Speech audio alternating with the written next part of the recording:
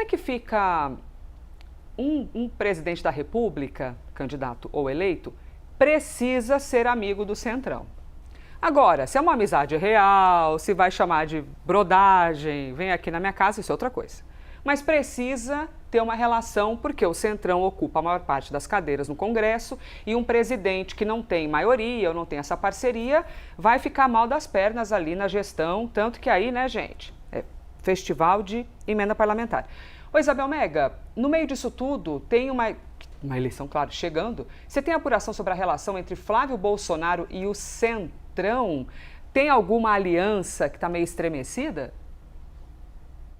Elisa, o Centrão é aquela coisa da postura pragmática, de, bom, para a gente não está sendo muito útil nesse momento se posicionar em relação a qualquer candidato à presidência da República, o pré-candidato. Então, o Centrão está arrumando para uma posição de neutralidade.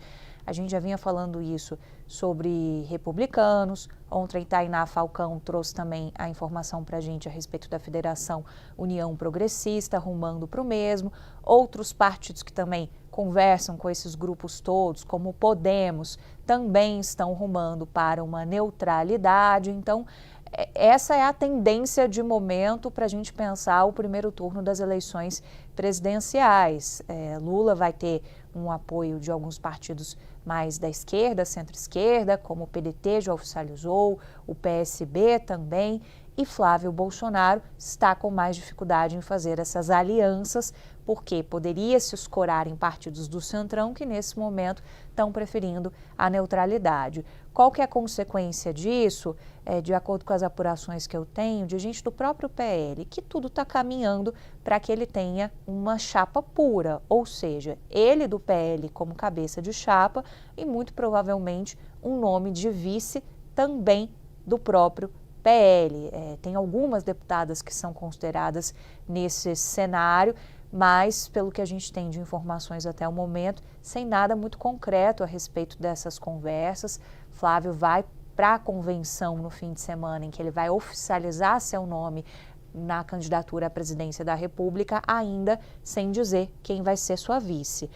Lembrando que todos os candidatos, eles têm até o dia 15 de agosto para oficializarem essas configurações de chapa. Então, mesmo com a convenção, depois ainda tem um tempinho para que eles possam acertar esses contornos todos.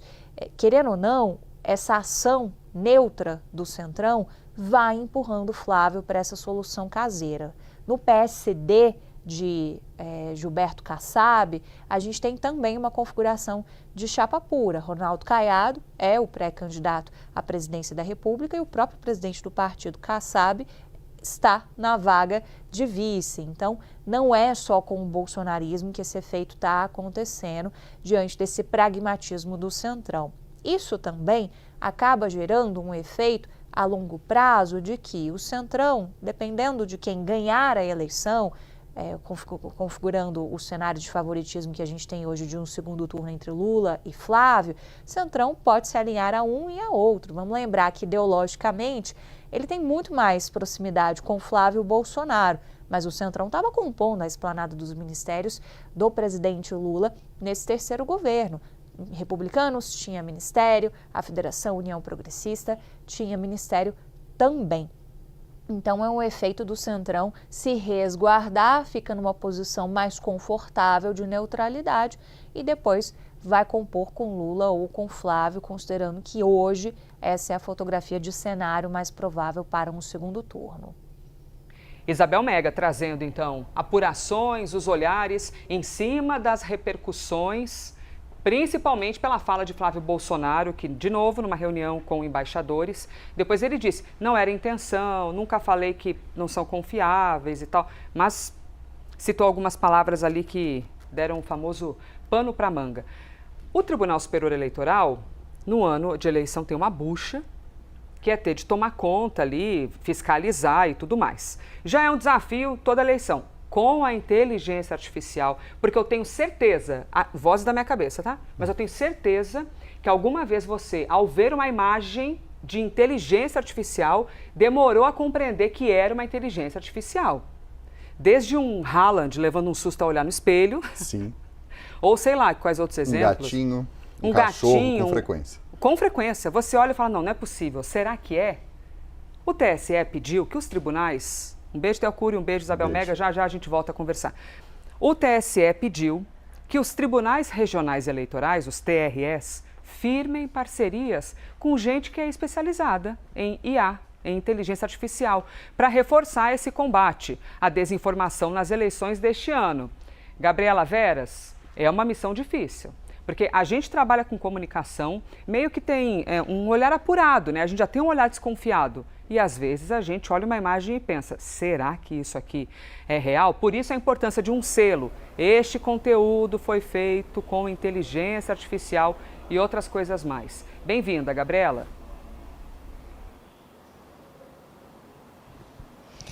Oi, Elisa, muito obrigada. Bom dia a você, todo mundo que está aqui na nossa companhia. Pois é, mais uma iniciativa, um passo que o Tribunal Superior Eleitoral dá para tentar facilitar, né, toda essa questão envolvendo a inteligência artificial, especialmente nesse período eleitoral que a gente vai entrar aí nos próximos meses. Então, o presidente do TSE, o ministro Cássio Nunes Marques, enviou um ofício aos tribunais regionais eleitorais solicitando que acordos sejam feitos entre os tribunais regionais eleitorais e empresas, pessoas que são especializadas, entidades, né, que têm aí um amplo conhecimento sobre inteligência artificial. Como você bem disse, são conteúdos que são facilmente vistos nas redes sociais, amplamente utilizada essa ferramenta de inteligência artificial nas redes sociais. O objetivo principal do Tribunal Superior Eleitoral é auxiliar na identificação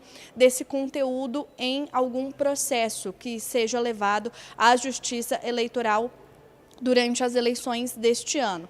Então, os tribunais regionais eleitorais poderão firmar parcerias com empresas especializadas, universidades, entidades de uma forma geral, que vão dar um apoio, que vão dar um embasamento técnico mesmo com relação a esse tipo de conteúdo e, consequentemente, auxiliar em todo o processo judicial que for acionado para que a Justiça Eleitoral aí examine e defina, né, sobre aquele conteúdo em específico. A gente relembra aqui que não é a primeira vez que o Tribunal Superior Eleitoral trata sobre esse assunto. Há alguns dias atrás, o TSE firmou um acordo com 10 empresas, 7 redes sociais, 3 empresas ligadas à inteligência artificial para garantir que aqueles conteúdos sejam identificados, né, para que quem estiver acompanhando aqui nas redes sociais saiba que se trata de um conteúdo artificial, de um conteúdo sintético modificado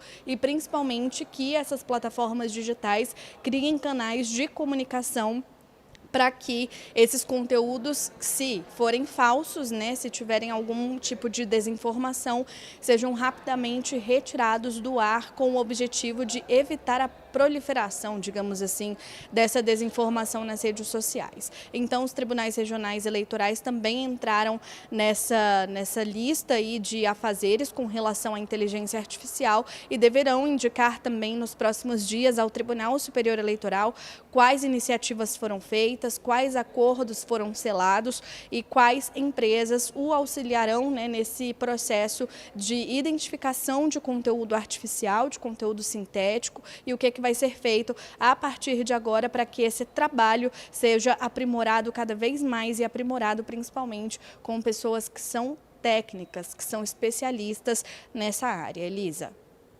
E o Teocuri soprou para mim aqui no bastidor uma informação. 30 anos este ano da urna eletrônica. Foi em 96, né, Theo? Numa eleição municipal, aquela primeira vez as pessoas pensam, mas como é que vai ser isso? Mas é um botão? Mas que barulho é esse que eu tenho aquela insegurança com tudo que é novo? 30 anos, hein, gente?